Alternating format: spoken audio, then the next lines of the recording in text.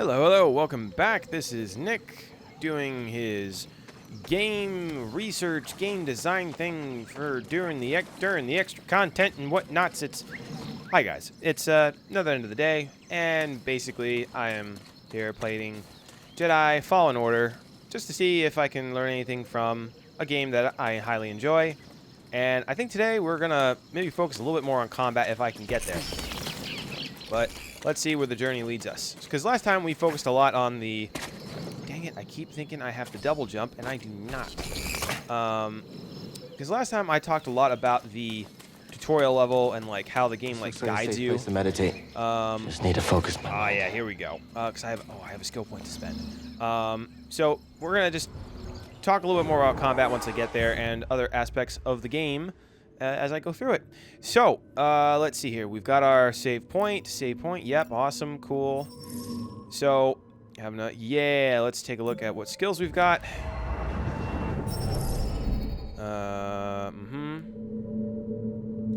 Oh, it's forcing me to spend... Okay. So, I guess I have to spend this as part of the tutorial, but this unlocks another thing. Cool. I get an overhand slash. Awesome.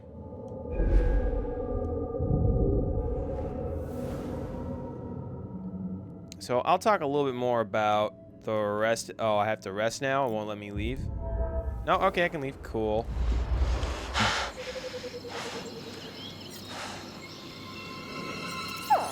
Hi, BD. Hey, BD1.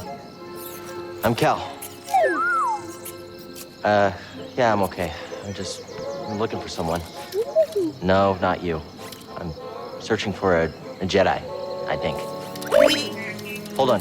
You know the Jedi? What do you know? Wait, hold on. Did you just slice that? Thanks. Since when can BD1 do that? Alright, so different texture, but I don't think I need to go into climbable things. I will say that... That's the vault Seer mentioned. Whoever I'm supposed to find must be waiting there. Oh yeah, BD1's got the map.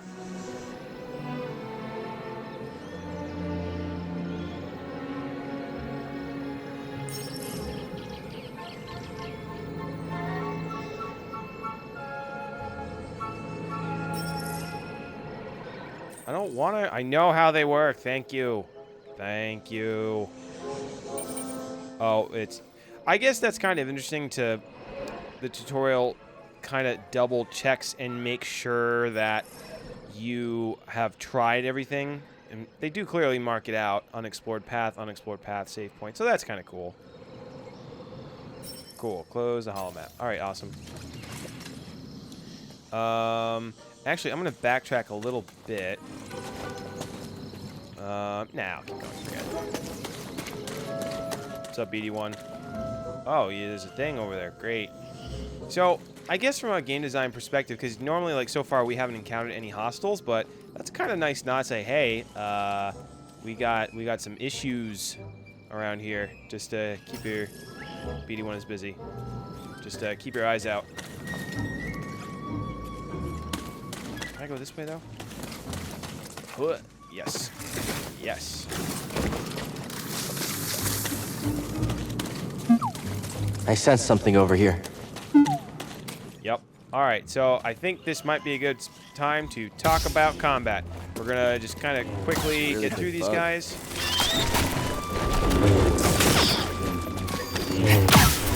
Okay. So, you know what? I was gonna talk about combat, and I ruined it. I'm sorry. Well, I'm kind of sad I never got to see that thing up close, though. I don't know what happened with that. So, my goal one of the goals for this playthrough is to get as close as possible to that thing. Now then, where... Oh, hello. Oh, hey.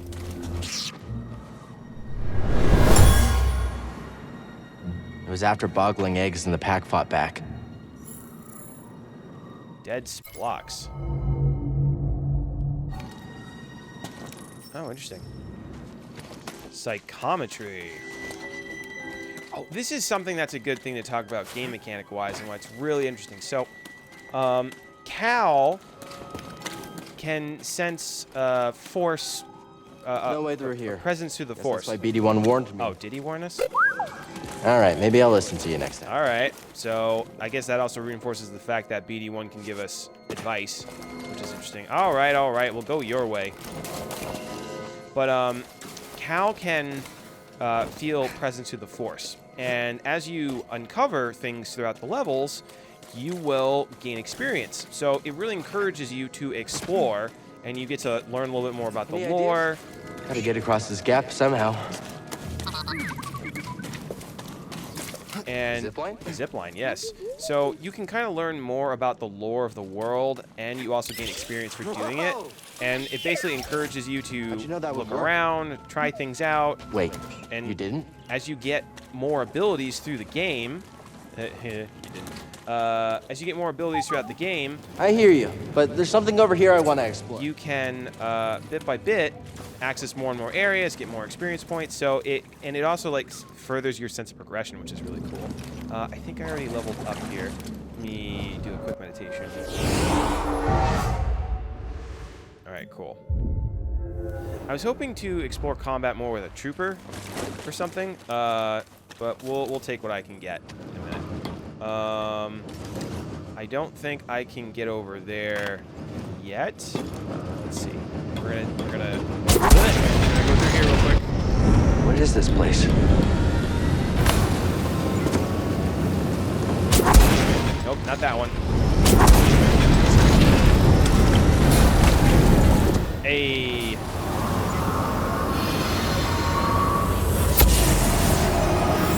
The Jedi used this place to study the sphere above. I can still feel the excitement. And we'll turn this off. I do also enjoy how they change the environment up to, you know, make it more explorable by giving you more force powers as the game goes through, so you can like further progress. And they do a good job of like making it feel like you are not just like getting abilities and using them once; they are further employed throughout the whole game. Anyway, let's see here. Can we get over here? What?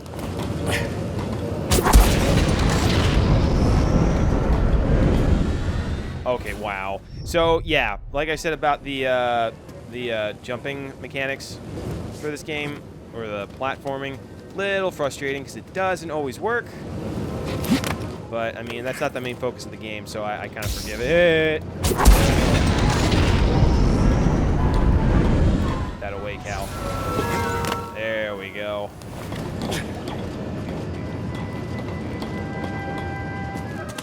I think that's where a big old boss battle is, or a secret boss battle. It's one of the cool things about this game is that there's a secret boss in every level. I'm burning up the landscape again. But you know what? Let's hold off on him because he's probably going to be super tough.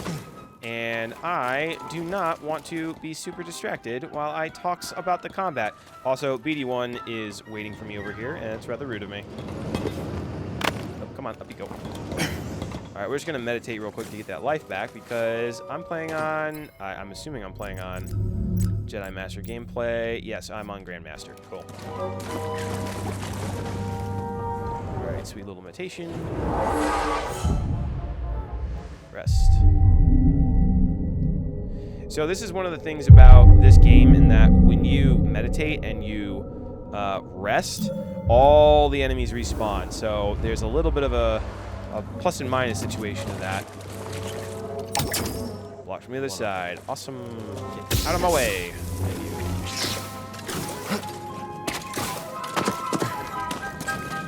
Careful over there. That doesn't look safe. Just like back at the scrapyard. All right, so maybe we'll talk about combat in here. So let's see, because we got two boyos. Aw. Hold on, BD1. I'm coming. No, not BD1. Stop it. All right. So,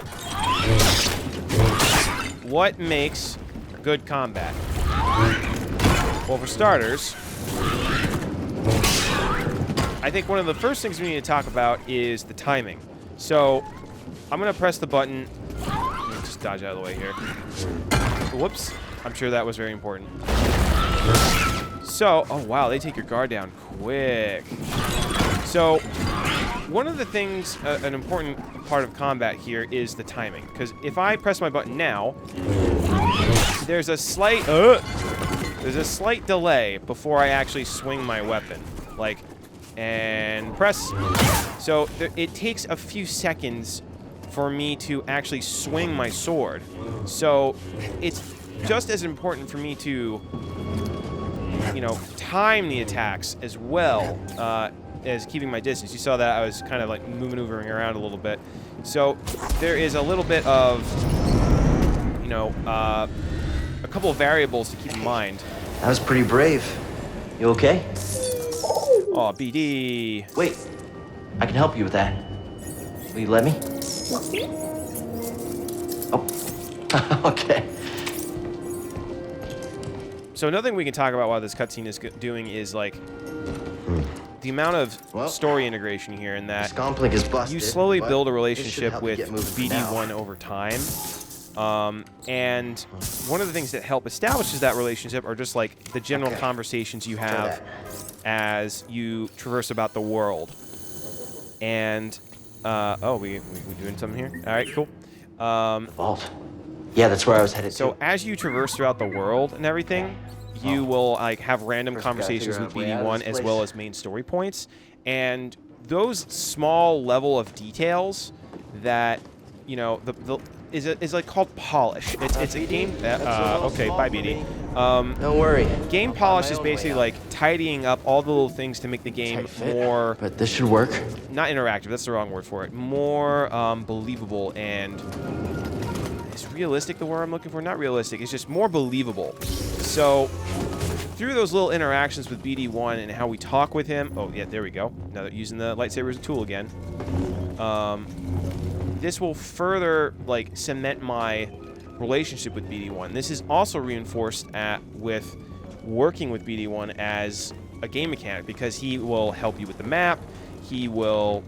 Oh, I can't do anything with that yet. He'll help you out with the map. He'll also give you healing stims.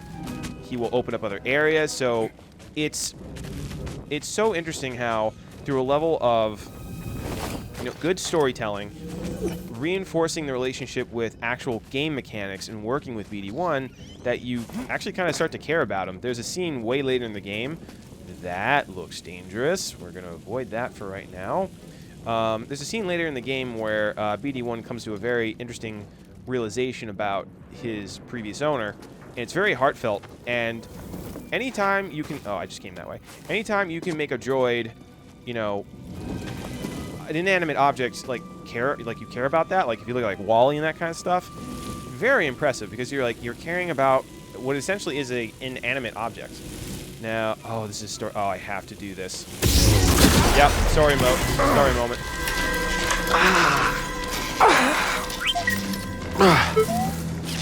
Yeah, Oh, I'm look all at right. him push me with his little feetsies. Yep, and this is where we learn how to heal. Healing stim. You're full of surprises. Yep, now we're starting off with 2. That's better. Thanks, little droid. Okay, let's try this again. So, as I was... Okay. Here, hop on board. Yeah, BD.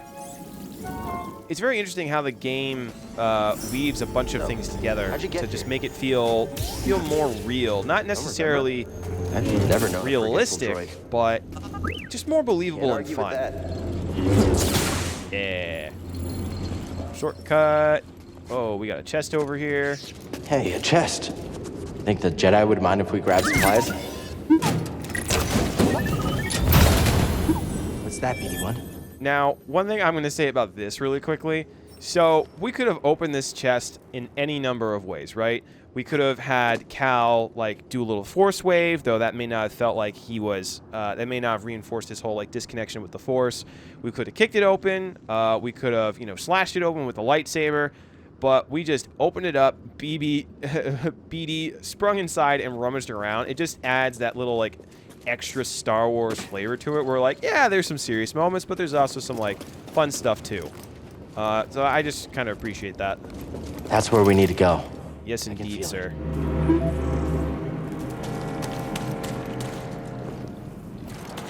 There's a lot of different levels to game design.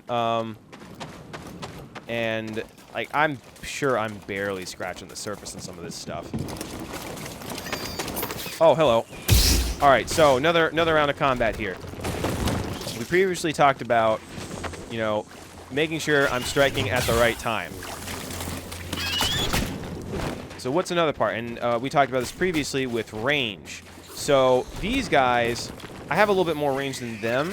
So these guys have little tiny pincers. So I can actually afford to, you know, keep my, you know, kind of strike before they hit me sort of a deal. But depending on the enemies that are around me, everyone's going to have a different... Ah, dang it, I messed up my timing. Everyone's going to have a different sort of range. What? What am I looking at here? Why are we... Why is it... Why? That was weird. So between the...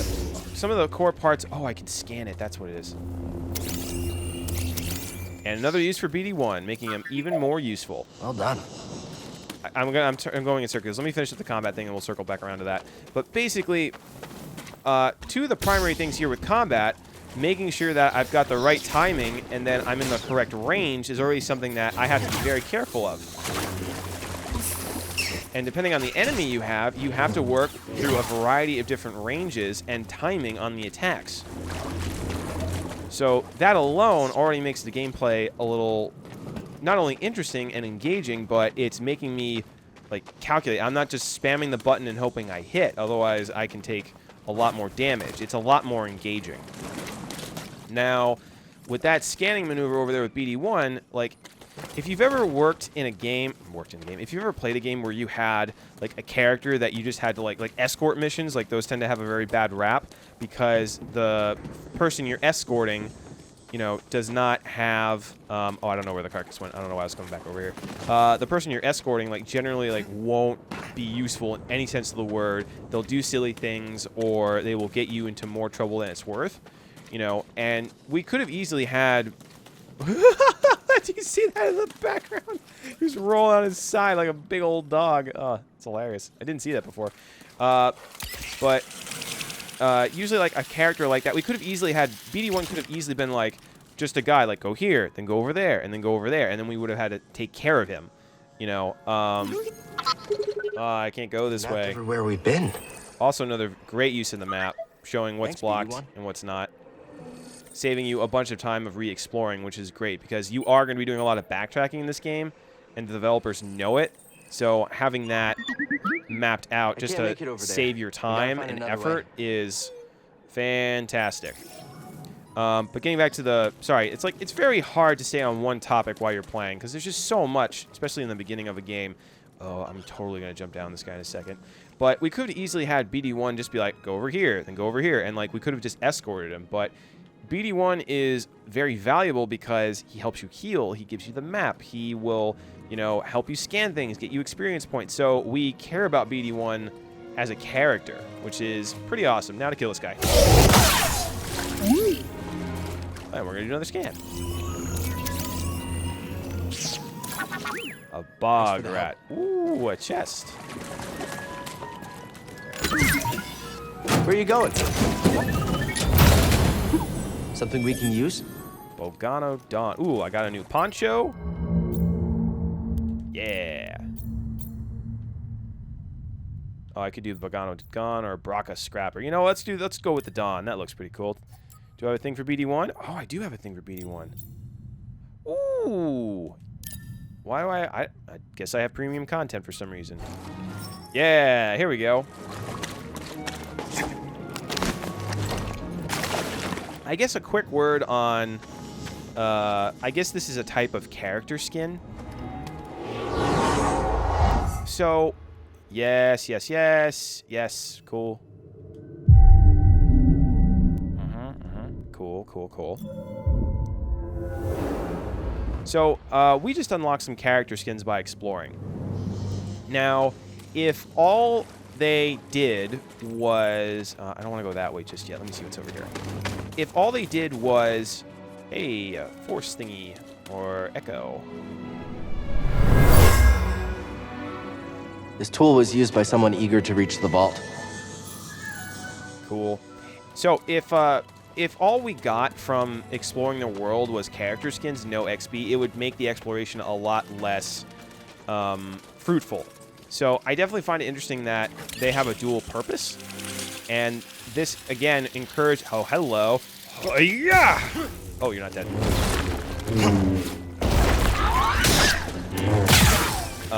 It basically encourages you to keep exploring. Oh, one of you. All right, this is where we're gonna... I think we're gonna talk about the parry mechanic. No, I don't want to run for it. And I royally messed up the timing. That's okay. All right, you guys ready for this? We're gonna do this. Let's do that. Would you lock on already? All right, we're gonna let him take care... He definitely took care of the bog rat. Hey, buddy. How you doing? And preemptive strike. Messed up my... See, it messed up my range here. What? We do not have enough room to maneuver. This is...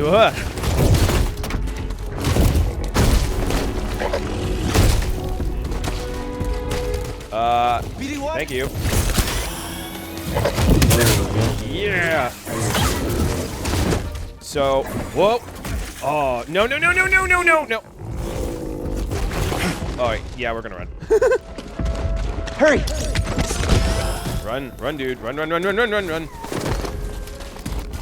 Nope, can't. Oh, yeah, yeah, okay. Oh, whoa, jeez. No, no, no, no. Climb, climb like you've never climbed before, Cal. So what I was trying to do before... What are you doing? Okay, that was weird. So what I was trying to do before I got my butt handed to me by a big toad, essentially, was I was trying to demonstrate the parry mechanic. This is a big, big part of the game. And I can't get over there yet, so we are forced to go this way. Essentially what happens is... Oh, there's a save here, though. I could try this again. Essentially, so we already talked about combat with range and timing. But another big part of that is guarding. You also have a level of guard. And if that guard is broken, then you stagger and you're going to take hits. But you can do the same thing to enemies. And it encourages you to... Oh, yeah. It encourages you to do that so you get more strikes. Oh, you guys are respawned too?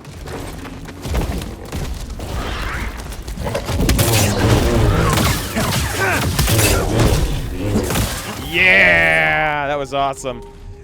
So by careful timing, you can parry strikes, open them up, and defeat foes a lot faster. It is an awesome part of the mechanic. So we already have several variables that we can play with and adjust to our style of play, though parrying is a big part of it. So we can try and adjust our range. We need to be aware of... Well, it's not so much we can time it, but... Let me rephrase that, because you can't really change your timing of the attacks, but you can, like, take your time with the range, and you can time it carefully so that way you can parry and open them up. So that's a really cool way of altering combat a little bit. There's also something else to be said about... Whoop. Where'd you go? Where'd you go? What happened? Yeah, we're going to have to come back and do that later, bud. I don't have force push yet. What'd you find? A broken bridge.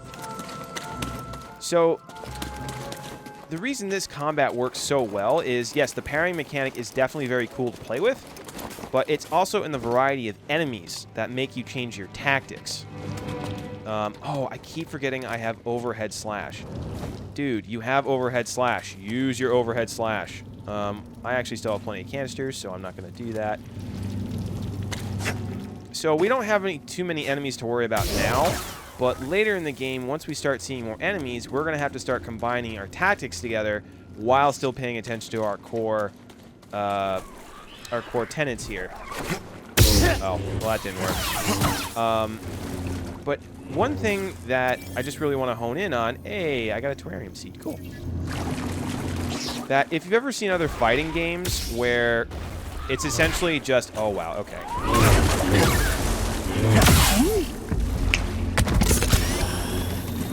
It's essentially just like you hitting the buttons a bunch.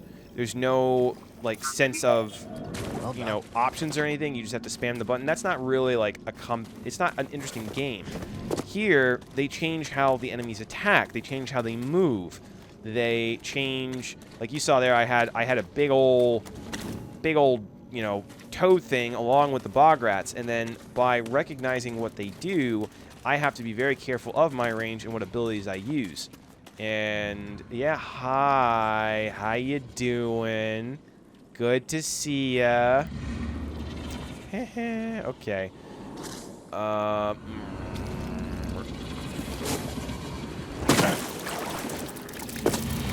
Alright, so I'll talk more about combat as we go through. Where you going, BD? See, this is why he's also useful. He'll like get off of you and let you know there's stuff to check out. Find something? See something in there? Oh, what we got here? We got a force thing.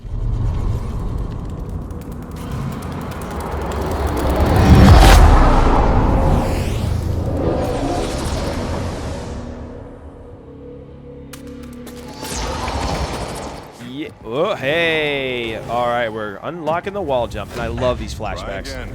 It's difficult, Master. Yes, the path is difficult.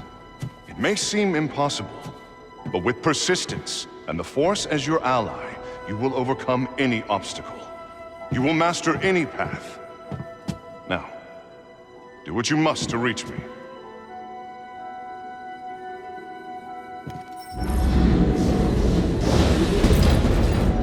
Again, it says run and jump towards ridged walls, and they try to keep that sort of pattern consistent so you know when you're good to run. Again, similar with the grab stuff. Reach my position. I'm trying, my dude.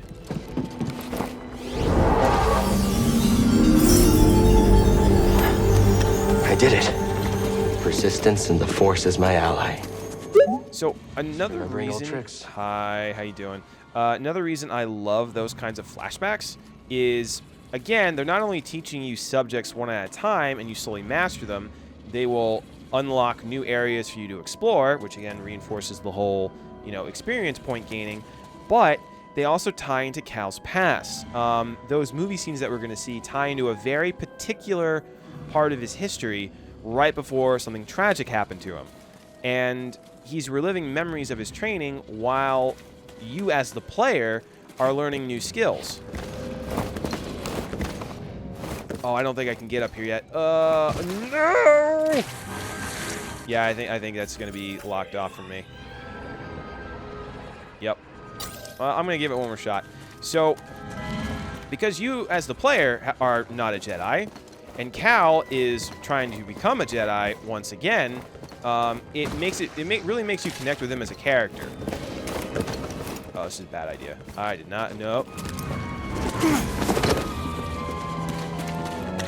So again, we are reinforcing the learning and recognizing your skill level as a player while you are, you know, constantly like upping your game. So it's a very interesting way of like learning how to play the game, and it reinforces it narratively. It's all tied together. I still don't know if I have to fight you. Like literally, like this is like one of the last times I see you, and I'm very disappointed about that. You're very large though, and I don't know if you're hungry or anyway. Okay, we gotta move on. Think you can show me that shortcut again? Yep, and now that's unlocked.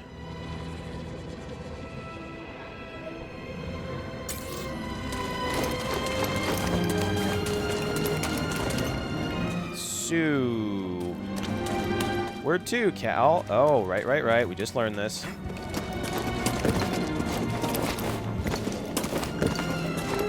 Woohoo!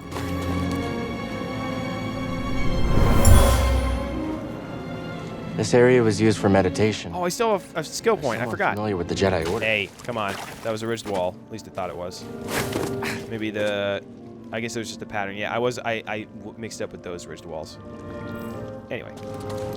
Let me come back over here because I think I have to go somewhere else. Sweet. All right, now. Can I... How does one do? Okay.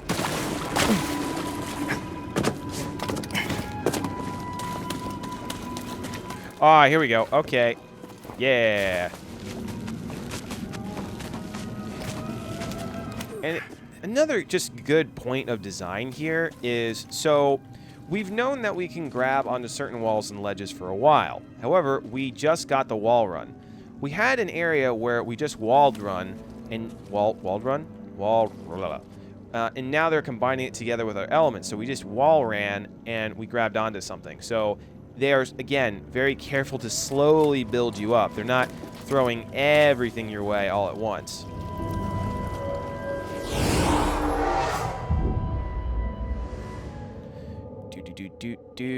Skill tree. Remember, you have overhead slash. So I think what I'm going to do is I am just going to give myself some more health for right now because I need to remember that this was a bad, habit of mine in that I would completely rely on my lightsaber skills instead of combining it with force abilities, which, you have a limited amount of force, which is another layer of combat we will get into. But, it's a resource you have, and if I don't use it, I'm very likely to get clobbered.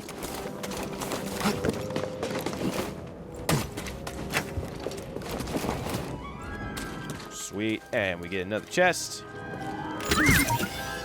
Hey now.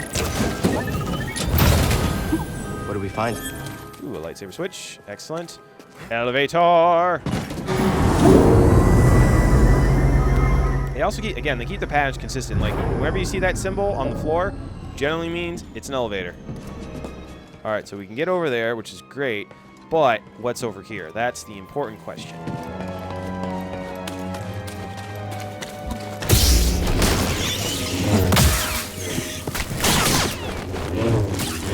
So, you can see here that I have a choice, because I know how these enemies move now. I can either keep my guard up, wait for them to expose themselves, which didn't really apply for that one, but you get the idea, or I can either wait for them to expose themselves, like overextend, or I can wait for them to attack. Hello. And then I can parry and hit them. I will say, though, that you need to be very careful about the parrying because, again, just like with the attack, it takes a few seconds to activate. This takes a few... hi, guys.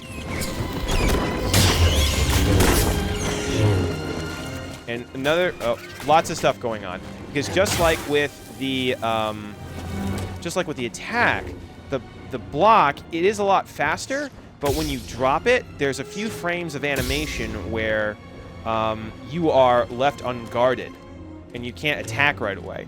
So you have to be very careful about when you do it. So if you rely extensively on the parry, you are going to be in a little bit of trouble. Another thing that you just saw that I'm hoping to get to before more... okay, we're not going to hop up there just yet because I want to finish my thought. You actually saw that the enemies have different movements to them. They're not just static enemies where I just wail on them. They actually came in for an attack, and then they backed off, and I was out of range. And that is a very nice level of detail to give the enemies, like, some variety to them. They're not just going to constantly attack you. They're going to dodge to the side. They're going to try and get you open. And it's a very... it makes the combat way more dynamic and interesting. Yeah, someone was hanging out over here. Oh, you're a big boy. Hi. You're kind of cute, though. Oh, I can scan him? What? That creature seems so at home here. Protector of Pagano. I thought that was you. The creature's enormous, and I didn't know I could scan him. I missed out on that.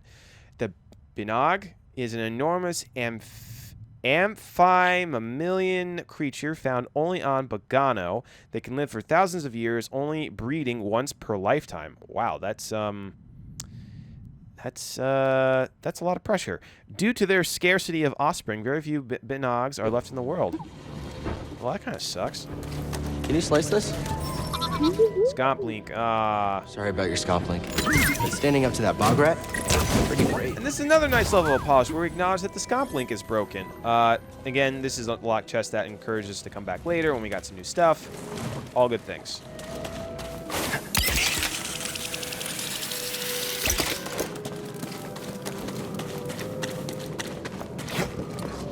And we're off.